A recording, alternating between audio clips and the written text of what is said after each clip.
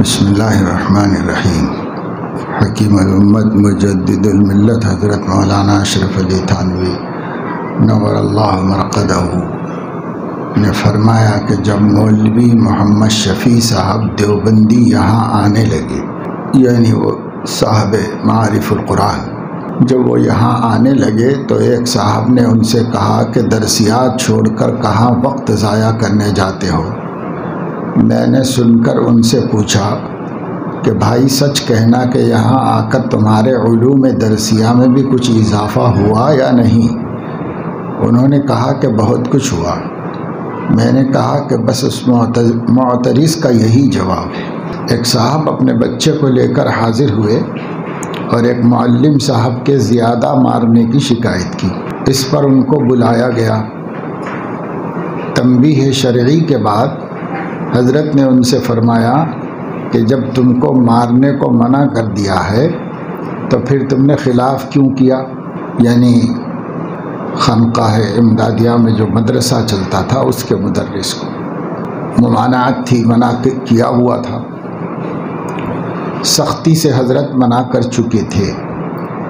اس لیے پوچھا کہ جب تم کو مارنے کو منع کر دیا ہے پھر تم نے خلاف کیوں کیا؟ اس پر انہوں نے کوئی معقول جواب نہیں دیا۔ حضرت نے ان کو پاس سے اٹھا دیا اور فرمایا تمہارا فیصلہ محتمم صاحب کے آنے پر ہوگا۔ محتمم صاحب باہر گئے ہوئے تھے۔ طلباء سے مارنے کی وجہ یہ معلوم ہوئی کہ اس نے یہ کہہ دیا تھا کہ چھٹی کا وقت آ گیا، اس پر اس کو بے حد مارا۔ یہ سن کر فرمایا یہ تو جنون ہے کہ ذرا سی بات پر اس قدر سزا۔ اسی واسطے حدیثوں میں آتا ہے کہ آدمی کو بلا نکاح نہیں رہنا چاہیے۔ یہ جو معلم تھے مجرد تھے، ایسے آدمی کا غصہ سب دماغ ہی میں بھرا رہتا ہے۔ ہنس کر فرمایا کیا کیا جائے، اس زمانے میں بیوی بھی تو دقت ہی سے ملتی ہے۔ ان معلم صاحب کی عمر زیادہ تھی۔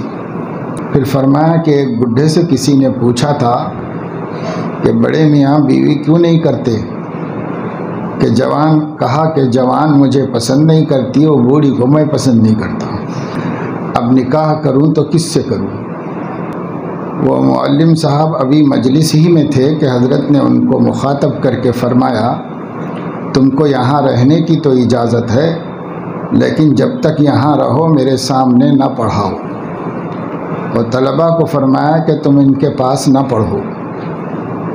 مجلس کی طرف مخاطب ہو کر فرمایا کہ اس وقت مختتم، اس وقت آخری فیصلہ نہ کرنے کا راز یہ ہے کہ حدیثوں میں غصے کے وقت فیصلہ کرنے کی ممانعت آئی، اس لیے میں ایسے امور میں غصے کے وقت کبھی فیصلہ نہیں کرتا ہوں۔ یعنی استاد کو تو یہ فرمایا کہ رہو مگر میرے سامنے مت پڑھاؤ، اور بچوں سے یہ فرمایا کہ تم ان سے مت پڑھو، اور قطعی فیصلہ کچھ نہیں کیا کہ وہ مدرس رہیں گے یا چلے جائیں گے۔ اس کی وجہ بتائی کہ میں غصے کے وقت فیصلہ نہیں کرتا۔ بعد رفع غیظ جب تک 3 مرتبہ غور نہیں کر لیتا کہ واقعی بھی یہ اس سزا کا مستحق ہے، تب تک میں سزا نہیں دیتا۔ پھر ان کو اپنے پاس سے اٹھا کر ایک دوسرے معلم کو جو کہ نوعمر تھے بلایا۔ جب وہ آ گئے تو ان سے فرمایا میں معلوم ہوا تم بھی بچوں کو مارتے ہو، اس کا صحیح اور معقول جواب دو، تعویلات ہرگز نہ مانوں گا۔ یہ بتلاؤ کہ جب میں نے منع کر دیا تو پھر کیوں مارتے ہو؟ یہ شرارت نفس کی ہے یا نہیں؟ انہوں نے اقرار کر لیا کہ ہاں بے شک نفس کی شرارت ہے۔ تو فرمایا کہ اچھا طلباء کے سامنے حوض پر کان پکڑ کر پھرو، کیونکہ میں نے تم کو خلوت میں عزت سے سمجھایا تھا، اس کو تم غنیمت نہیں سمجھے۔ پھر فرمایا کہ واقعی دنی الطبع بلا سختی کے نہیں مانتا۔ دنی الطبع یعنی جس کا مزاج خراب ہو، وہ صاحب حوض پر کان پکڑ کر چلے۔ مجلس کی طرف مخاطب ہو کر فرمایا کہ اس سے طلباء پر مدرس کی بے رعبی ظاہر ہوگی، مگر میں کیا کروں، میں نے ہر چند چاہا کہ یہ میرا کہنا مان لے، لیکن نہیں مانا تو مجبوراً یہ عمل اختیار کرنا پڑا۔ فرمایا کہ مدارس میں اخلاص نہیں رہا۔ محتممین اور منتظمین کی ظاہری حالت سے یہی پتہ چلتا ہے کہ بس مدرسے سے عزت و جاہ مقصود ہے، کیونکہ مدرسہ نہ رہا تو اہتمام اور حکومت جاتی رہے گی۔ جب مدرسے کا اجراء اشاعت دین اور رضائے خدا و رسول کے لیے ہے تو اس سے آگے قدم نہ بڑھانا چاہیے۔ حضرت مولانا گنگوہی رحمۃ اللہ علیہ کے قلمی گرامی نامہ مکاتیب رشیدیہ کے آخر میں تحریر ہے۔ قلمی یعنی حضرت کا خود لکھا ہوا گرامی نامہ مکاتیب رشیدیہ کے آخر میں تحریر ہے، جس کو مولانا خلیل احمد صاحب اور مولانا دیوبندی یعنی حضرت شیخ الہند رحمۃ اللہ علیہما کے نام، جبکہ وہ مخالفین کی وجہ سے کچھ پریشان تھے، تحریر فرمایا تھا۔ اس میں ایک جملہ یہ بھی تھا کہ میرے عزیزو، تم کیوں پریشان ہوتے ہو؟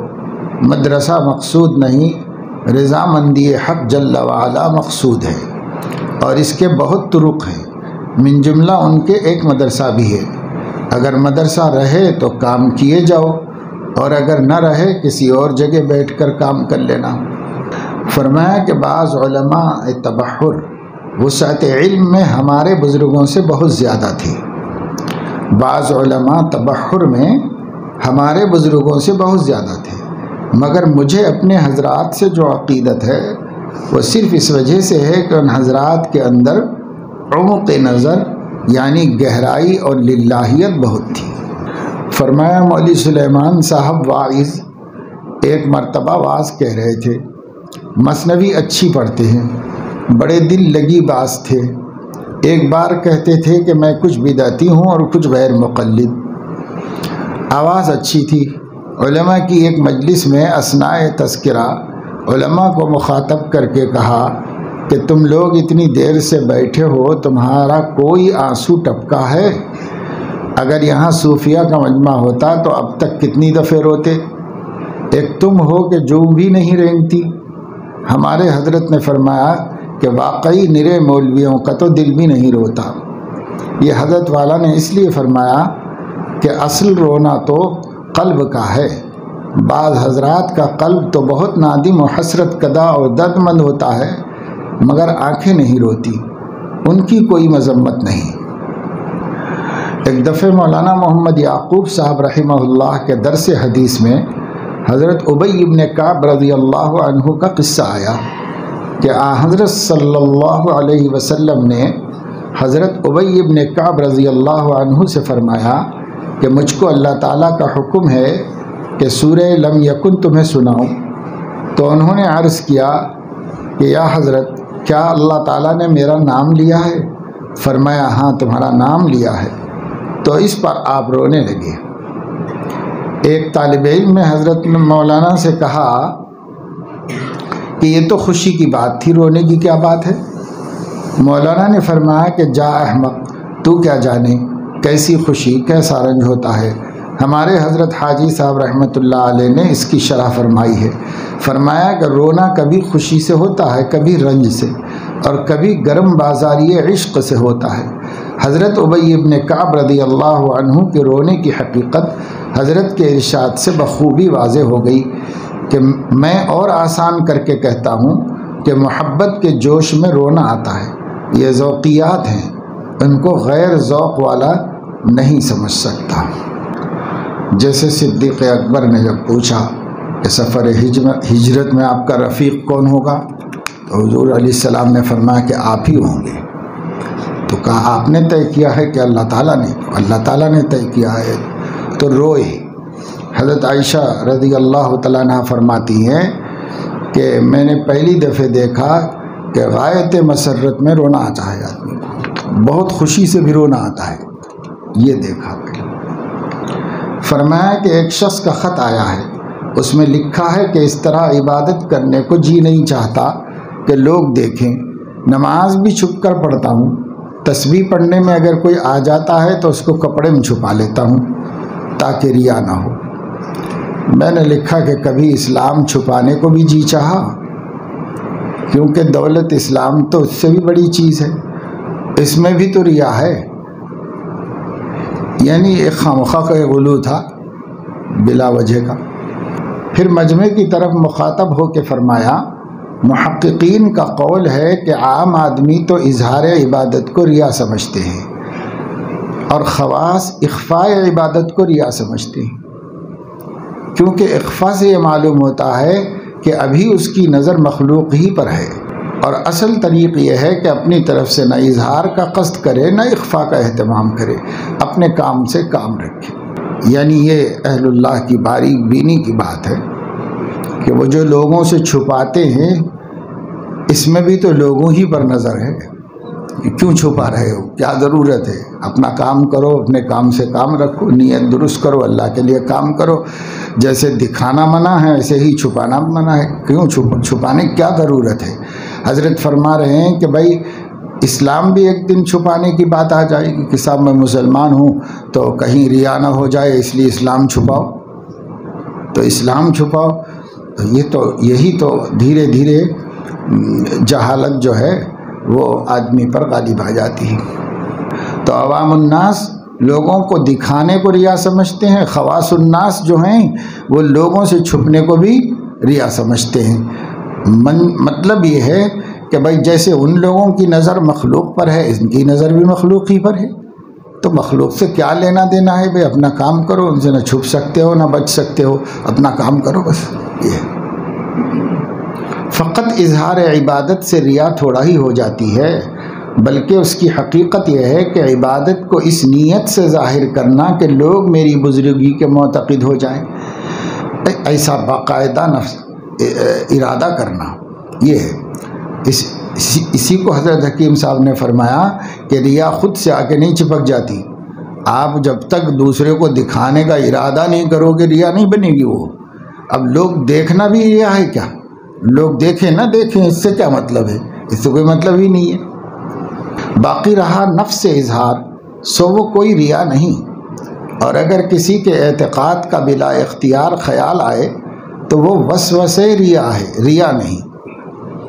یعنی یہ خیال بھی اگر دل میں آ جائے کہ کر تو اللہ ہی کے لیے رہا ہے عمل، لیکن پھر اس میں کوئی آ گیا گزر گیا، تہجد پڑھ رہا تھا، کسی نگراں نے دیکھ لیا، کسی استاد نے دیکھ لیا، تو ارادہ تو اللہ ہی کے لیے پڑھنے کا تھا، وہ اللہ ہی کے لیے پڑھ رہا ہے، لیکن کسی کے دیکھنے سے دل میں ایسا آیا کہ صاحب انہوں نے دیکھ لیا ہے تو یہ مجھے بہت نیک طالب علم سمجھیں گے، ایسا اگر خیال آیا تو حضرت فرما رہے ہیں کہ یہ وسوسہ ریا ہے، یہ ریا نہیں۔ آپ اس کو تسلیم مت کیجیے، آپ اس سے کہیے کہ ان کے دیکھنے سے کیا ہوتا ہے، اللہ کو دکھا رہا ہوں، بس ختم، ایسا دل میں سوچ لیجیے، ختم۔ اب بعض لوگ جو ہیں وسوسہ بھی نہیں آنا، وسوسے کو ریا سمجھ کر وسوسہ بھی نہیں آنے کی چکر میں سب چھوڑ چھاڑ کے پریشان ہو کے بیٹھتے ہیں، نہیں۔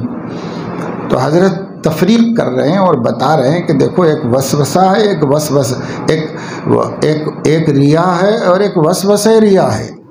تو ریا اپنا باقاعدہ ارادہ، اپنا چاہنا غیر اللہ کو خوش کرنا، تو وہ ہے، وہ نہیں ہے تو محض خیالات آتے ہیں، خیالات آنے دو، ہم غلط سمجھتے ہیں تو ان کے آنے سے کیا ہوگا، آنے بس اپنی طرف سے قصداً اظہار نہ کرے، نہ یہ کہ کونوں میں چھپتا پھرے۔ دیکھا آپ نے اس راستے میں کیسے کیسے دھوکے ہیں، بلا رہبر اس طریق میں چلنا بہت مشکل ہے۔ ایک عالم نے سوال کیا کہ یہ جو حدیث میں آیا ہے کہ ایک شخص نے 99 خون کر کے توبہ کی، اور ایک عالم کے پاس گیا کہ میں نے 99 خون کیے ہیں، میری توبہ مقبول ہے یا نہیں؟ اس نے کہا نہیں، تو اس نے اس کو بھی قتل کر دیا کہ اب پورے 100 صحیح۔ پھر ایک شخص نے دوسری بستی کے ایک عالم کے پاس جانے کا پتہ بتلایا، وہ اس بستی کی طرف چلا اور راستے میں مر گیا۔ تو دریافت طلب امر یہ ہے کہ جب وہ توبہ کر چکا تھا تو پوچھتا کیا پھرتا تھا؟ ارشاد فرمایا کہ توبہ تو کر چکا تھا مگر توبہ کا مقبول ہونا معلوم نہ تھا، اس لیے پوچھتا پھرتا تھا۔ جب توبہ کر چکا تھا تو ملائکہ رحمت و عذاب میں اس کے متعلق منازعات کیوں ہوئی؟ یعنی روح نکالنے کے لیے دونوں فرشتے آ گئے، جہنمی بھی اور جنتی بھی، جنت میں لے جانے والے اور جہنم میں لے جانے والے دونوں آ گئے۔ پھر دونوں میں منازعہ ہوا کہ صاحب یہ 100 کا قاتل ہے، اس کو تو ہم لے جائیں گے جہنم میں، اس نے کہا نہیں توبہ کر چکا ہے، ہم لے جائیں گے جنت میں۔ یہ جو منازعہ ہوا، پھر اللہ تعالیٰ نے فرشتے کو بھیجا اور زمین ناپنے کے لیے فرمایا، یہ سب جو سب ہوا تو اس پر اشکال کیا انہوں نے کہ جب توبہ کر چکا تھا تو ملائکہ رحمت عذاب میں اس کے متعلق منازعہ کیوں ہوا؟ ارشاد فرمایا غلبہ اثر معصیت یا توبہ میں اختلاف تھا، یعنی رحمت کے فرشتوں اور عذاب کے فرشتوں میں اس میں اختلاف تھا کہ توبہ کا اثر غالب ہے یا معصیت کا اثر غالب ہے۔ اس لیے ملائکہ نے اجتہاد کیا، جو فیصلے کے وقت ایک غلط بھی ثابت ہوا، اور اجتہاد غلط بھی ہوتا ہے، اور اس سے یہ بھی معلوم ہوا کہ ملائکہ بھی اجتہاد کرتے ہیں۔ سوال، کیا ملائکہ کا اجتہاد بھی غلط ہوتا ہے؟ ارشاد فرمایا کیوں نہیں ہو سکتا، اور اس سے یہ بھی معلوم ہوا کہ ملائکہ کو بعض اوقات قواعد کلیہ بتا دیے جاتے ہیں کہ جو ایسا ایسا کیا کرے وہ ایسا ہے، جب ہی تو ان کو اجتہاد کی نوبت آئی۔ پوچھا گیا کہ باوجود حقوق العباد مغفرت کیسے ہوئی؟ یعنی جان کی حفاظت حق العبد ہے، 100 جانیں لیا تھا تو حقوق العباد کے باوجود مغفرت کیسے ہوئی؟ ارشاد فرمایا اللہ کو یہ بھی تو اختیار ہے کہ خصم کو راضی کرا دیں۔ یعنی بعض روایات میں یہ بھی آیا ہے کہ اگر دنیا میں نہیں ہوئی تلافی اور آدمی بھلا ہے، اللہ کو رحم آ جائے تو اللہ وہاں مصالحت کرا دے گا، یہ بھی ایک شکل یہ بھی ہے۔ تو اس کو فرمایا یہ بھی تو اختیار ہے اللہ کو کہ خصم کو راضی کرا دیں، یعنی مد مقابل کو، حقدار کو، کیونکہ ایک حدیث میں ہے کہ اہل حقوق کو میدان قیامت میں محلات دکھلائے جائیں گے، وہ دیکھ کر کہیں گے کہ یہ کسی کے لیے ہیں، یہ کس کے لیے ہیں؟ باری تعالیٰ کا ارشاد ہوگا جو اپنے حقوق ہمارے بندوں سے معاف کرے، یعنی جنت کے بڑے بڑے محلات اور شاندار مقامات بتائیں گے، تو محشر میں لوگ دیکھ کے بولیں گے کہ بھائی ایسی شاندار جگہ کس کے واسطے ہے، یہ کس کو ملے گا؟ تو اللہ تعالیٰ فرمائیں گے جو میرے بندوں کے حقوق معاف کر دے اس کو دے دیں گے۔ تو اس خوشی میں لوگ حقوق معاف کریں گے، ایسے کریں گے، مگر اس کے ایسا ہوگا سمجھ کر حق تلفیاں نہیں کرنا چاہیے۔ یہ بھی استدلال ہو سکتا ہے کہ حقوق العباد معاف ہو جائیں گے۔ سوال کیا گیا کہ اس سے یہ بھی استدلال ہو سکتا ہے کہ حقوق العباد معاف ہو جائیں گے؟ فرمایا اس سے استدلال کی کیا ضرورت ہے جبکہ اس کی خود حدیث میں تصریح موجود ہے، جیسے کہ ابھی گزرا۔ ایک صاحب کسی کا تذکرہ کر رہے تھے، پھر انہوں نے سوال کیا کہ حضرت یہ غیبت تو نہیں ہے؟ اس پر فرمایا کہ کہنے والے کو اگر یہ یقین ہو جائے کہ یہی تذکرہ اسی طرح اس شخص کے سامنے پہنچا دیا جائے تو وہ ناراض نہ ہوگا، اگر اس کا یقین ہے تب تو یہ غیبت نہیں، یا پھر اس تذکرے کا مقصد اس کی اصلاح ہو، یا بطور غم کے بطور حزن کے اس کا تذکرہ کیا جائے تو اس صورت میں یہ غیبت نہیں ہے۔ فرمایا کہ ہمارے حضرت حاجی صاحب رحمہ اللہ جب کسی مضمون پر تقریر فرماتے اور کوئی شبہ پیش کرتا تو فرماتے کہ یہ مدرسہ نہیں ہے، یہ کام کرنے کے ہیں، کر کے دیکھو۔ پھر حضرت حکیم الامت رحمہ اللہ نے فرمایا مدرسین کو قیل و قال کی عادت ہوتی ہے اور عارفین کو اس سے انقباض ہوتا ہے، جو کام میں مشغول ہوتا ہے اس کو حقیقت منکشف ہو جاتی ہے، عوام کی طرح ان کی حالت نہیں ہوتی، ان کو اطمینان ہوتا ہے۔ چونکہ حضرت کے یہاں حقائق میں تردد نہ تھا اس لیے سوال و جواب سے تنگ ہوتے تھے۔ جیسے اگر کوئی کسی سے کہے کہ آفتاب نکل آیا، اب بجائے اس کے کہ وہ اس کا ممنون ہو اس سے مباحثہ شروع کر دے تو کس قدر ناگواری کی بات ہوتی ہے۔ فرمایا کہ سلوک شروع کرنے سے پہلے ضرورت اس کی ہے کہ چند یوم شیخ کی خدمت میں رہے تاکہ اس کے عادات حالات سے پوری آگاہی حاصل ہو جائے۔ فرمایا کہ خدا کے سوا کسی پر نظر کیوں رکھے؟ اسی کے واسطے تو بتلایا گیا ہے وَلِلَّهِ خَزَائِنُ السَّمَاوَاتِ وَالْأَرْضِ، جس زمانے میں تحریک خلافت کا بہت زور شور تھا اور حضرت اس کے مخالف تھے، ہندوستان کی تحریکوں میں ایک تحریک خلافت کے نام سے چلی تھی۔ محمد علی کی ماں کا مصرع پورے ہندوستان میں گونجا تھا۔ انہوں نے بیٹے سے کہا تھا کہ جان بیٹا خلافت پہ دے دو، تو اسی مصرعے پر ایک زبردست جوش و خروش سے تحریک خلافت ہندوستان میں قائم ہوئی۔ ہندوستان ایک تحریکوں کا دور گزرا ہے، جب بڑی بڑی تحریکیں اٹھی، بڑی بڑی قوتوں سے اٹھی۔ جس زمانے میں تحریک خلافت کا بہت زور شور تھا اور حضرت اس کے مخالف تھے، یعنی حضرت تھانوی مخالف تھے، اور مجھ سے خانقاہ غصب کرنے کی ترغیب ہو رہی تھی، تو اس وقت راندیر میں ایک شخص نے مرنے کے وقت، راندیر گجرات میں ایک مقام ہے سورت کے قریب، اس وقت راندیر میں ایک شخص نے مرنے کے وقت 4028 روپے کی یہاں کے مدرسے کے واسطے وصیت کی تھی۔ اس زمانے میں بہت بڑی رقم ہے، 4028 روپے کی یہاں کے مدرسے کے واسطے وصیت کی تھی، یعنی خانقاہ میں جو مدرسہ چلتا تھا۔ ان وارثوں نے مجھے لکھا کہ چونکہ اس وصیت میں حساب وغیرہ گورنمنٹ کے متعلق کیا گیا ہے، اس لیے آپ عدالت میں سب رجسٹرار کے سامنے وصولی رقم کا اقرار کر لیں۔ میں نے لکھا کہ سب رجسٹرار کے سامنے گو ہم اپنی ضرورتوں سے جاتے ہیں، مگر اس معاملے میں ہم جانا پسند نہیں کرتے۔ پھر ان لوگوں نے لکھا کہ اچھا آپ اپنے یہاں کے کسی مجسٹریٹ کے سامنے تصدیق کر دیں۔ میں نے اس سے بھی عذر لکھا۔ پھر انہوں نے لکھا کہ اچھا ہم کیا کریں؟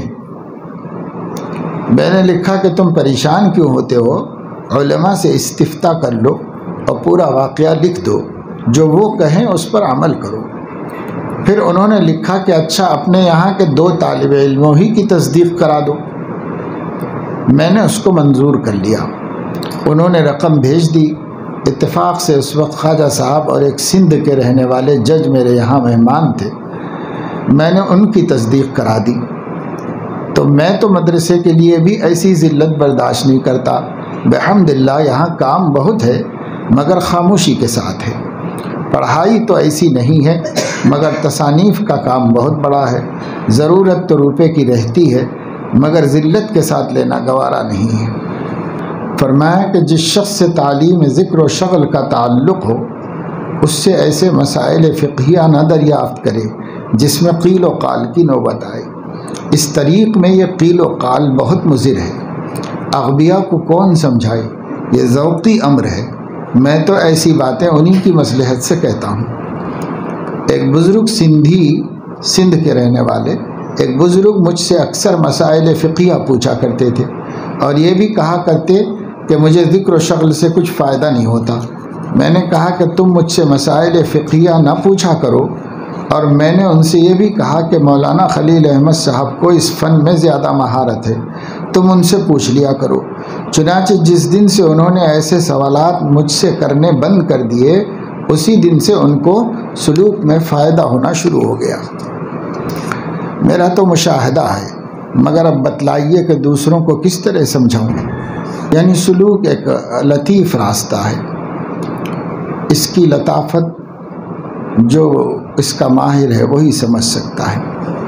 اس لیے ہر وہ چیز جو انقباض طبع شیخ کا سبب بنے، اس سے احتراز کرنا ہی آدمی کی ترقی کا زینہ ہے۔ فرمایا کہ ہم لوگوں کو حسن معاشرت اور حسن انتظام سے آج کل اس قدر اجنبیت ہو گئی ہے کہ تعجب ہوتا ہے۔ ایک انگریز جو مسلمان ہوا تھا، نو مسلم انگریز تھا، نماز کے لیے مسجد میں آیا، وہاں حوض کی نالی میں رینٹ پڑا ہوا تھا، ناک کی ریزش، بہایا نہیں کسی، گرا دیا، وہیں پڑا ہوا تھا۔ اس نے کہا کہ صاحبو ذرا اسے صاف تو کر دیا کرو۔ تو بعض لوگوں نے جواب دیا کہ معلوم ہوتا ہے کہ ابھی تک تیرے اندر عیسائیت باقی ہے اور اس لیے صفائی کر رہا ہے۔ یہ کہہ کر اسے مسجد سے نکال دیا۔ بعض سمجھدار لوگوں کو معلوم ہوا جو اہل تہذیب تھے، انہوں نے اس کی دلجوئی کی کہ بھئی یہ جاہل لوگ ہیں، آپ اس کا کچھ خیال نہ کریں۔ تو اس نے بڑا اچھا جواب دیا اور کہا کہ کیا تم لوگ یہ سمجھتے ہو کہ میں ان کے برتاؤ سے، اسلام سے متوحش ہو کر پھر عیسائی ہو جاؤں گا؟ میں ان بدتمیزوں پر تھوڑا ہی مسلمان ہوا ہوں، میں تو حضرت صلی اللہ علیہ وسلم پر ایمان لایا ہوں، ان کے اخلاق سے متاثر ہو کر، ان کے اخلاق ایسے تھوڑے ہی تھے، ان سے متاثر ہو کر میں مسلمان ہوا ہوں۔ عام طور سے حضرت حکیم الامت رحمۃ اللہ علیہ بڑی چھوٹی چھوٹی سی باتیں، بظاہر چھوٹی چھوٹی سی باتیں ہوتی تھیں، اس پر روک ٹوک کیا کرتے تھے، تنبیہ کیا کرتے تھے، پکڑ دھکڑ کیا کرتے تھے۔ تو بعض اہل علم کو اس پر اشکال بھی ہوتا تھا کہ بھئی ایسی کیا چھوٹی چھوٹی باتوں پر اس قدر ناراضگی اور گرفت اور پکڑ، ایسا ہوتا تھا۔ اسی کے سلسلے میں فرمایا کہ لوگوں کی بیہودہ حرکتیں فی نفسی ہی اس قدر گراں نہیں ہوتی، لیکن چونکہ ان کا منشا میری نظر میں آ جاتا ہے اور وہ منشا سخت قبیح ہوتا ہے، کہیں کبر ہوتا ہے، کہیں بے فکری ہوتا ہے، کہیں اہل دین کی بے عظمتی اس غفلت کا سبب بن جاتی ہے، اس لیے وہ خفیف امر مجھ کو زیادہ برا معلوم ہوتا ہے، جس پر لوگوں کو تعجب ہوتا ہے کہ یہ تو اتنی غصے کی بات نہ تھی، پھر یہ کیوں اتنا غصہ ہوتے ہیں؟ فرمایا کہ لوگ صرف ناشی کو دیکھتے ہیں، میں منشا کو دیکھتا ہوں۔ جیسے ایک جگہ اللہ تعالیٰ وَهُوَ عِندَ اللَّهِ عَظِيمٌ، تم لوگ اس کو معمولی بات سمجھتے ہو اور وہ اللہ کے نزدیک بہت بڑی بات ہے۔ ایک جگہ فرمایا کبرت کلمۃ تخرج من افواہہم، تم لوگ ایسے ہی بے فکری سے کچھ ایسی باتیں بولتے ہو جس کو تمہارے منہ سے نکلتی ہے مگر وہ بہت بڑی ہوتی ہیں اللہ کے نزدیک، معمولی غلطی نہیں ہوتی، بہت بڑی بات ہوتی ہے۔ تو اس طرح ہوتا ہے کہ آدمی بسا اوقات ایک غلطی کوئی زیادہ بڑی نہیں ہوتی دیکھنے میں، لیکن اس کا منشا کیا ہے؟ جیسے حضرت فرماتے ہیں کہ عام طور سے منشا بے فکری ہے، یہ بے فکری بڑی چیز ہے، وہ غلطی اتنی بڑی چیز نہیں ہے، لیکن جس وجہ سے یہ غلطی ہوئی ہے وہ وجہ قابل اصلاح ہے۔ بے فکری سے تو اور بڑے بڑے برے کام ہو سکتے ہیں اور بڑی بڑی غلطیاں ہو سکتی ہیں، اس لیے بے فکری، اب کہیں کبر اس کا سبب ہے لیکن اسے اس کا احساس نہیں ہے اور وہ ایسا کام کر رہا ہے، تو چھوٹی غلطی لیکن کبر سے ناشی ہے، تو وہ کبر تو بہت بری بلا ہے۔ تو حضرت کو وسعت علم اور غایت تجربہ کی وجہ سے سمجھ میں آتا تھا لوگوں کے اندر کہ اس نے یہ جو حرکت کی، حرکت تو قابل درگزر معافی ہو سکتی ہے لیکن اس کے پیچھے سبب کیا ہے؟ وہ سبب بہت خطرناک ہے، اس لیے پکڑ کرتے تاکہ دماغ ٹھکانے لگے اور آدمی کی اصلاح ہو۔ طالب علم لوگ دعا کا خاص اہتمام کرو مغرب سے قبل، اور امتحان کی تیاری بھی کرو، دعا بھی کرو، تیاری اصل چیز ہے۔ اور جیسے جیسے امتحان کا خوف سر پر چڑھتا جائے اور ماحول میں فکر بڑھتی جائے اور کاہل لوگ بھی کچھ نہ کچھ کام کرنے اور یاد کرنے اور سمجھنے کو اختیار کرنے لگے، تو یہ سب دیکھ کر یہ سوچو کہ یہ امتحان عارضی ہے، دنیاوی ہے، اس کے نتیجے میں زیادہ سے زیادہ پاس فیل، لیکن ایک امتحان اللہ تعالیٰ کے ہاں ہو رہا ہے پوری زندگی کا، یہ امتحان اصل ہے، اس کی بنیاد پر پاس فیل نہیں ہے، اس کی بنیاد پر جہنم یا جنت ہے۔ اس لیے اس امتحان کو اس امتحان سے جوڑ کے اس کی فکر کو اس سے بھی زیادہ کرو۔ سبحانک اللہم و بحمدک اشہد ان لا الہ الا انت